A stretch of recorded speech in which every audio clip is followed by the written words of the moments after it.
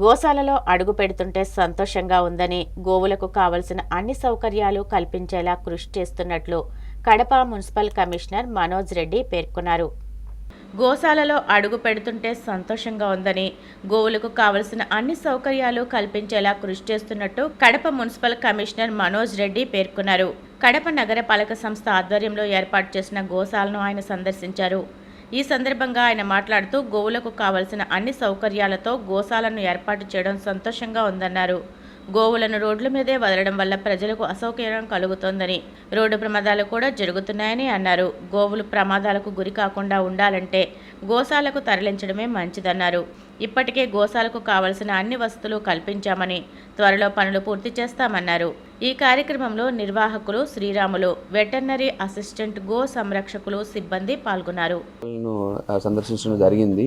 దాదాపుగా ఒక 100 ఆవులు, దూడలు అవి ఉన్నాయని తెలియజేశారు.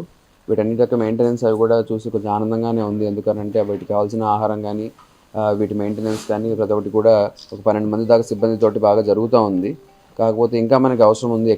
ఎక్కువ ఆవుల్ని కానీ, దూడలు కానీ వాటిని మనము ఇక్కడ తీసుకొని వచ్చి వాటికి కావాల్సిన సౌకర్యాలు కల్పించే విధంగా చేయాలి అన్నదానికి ఇంకా ఎక్కువ కెపాసిటీ మనం పెంచుకోవాలి.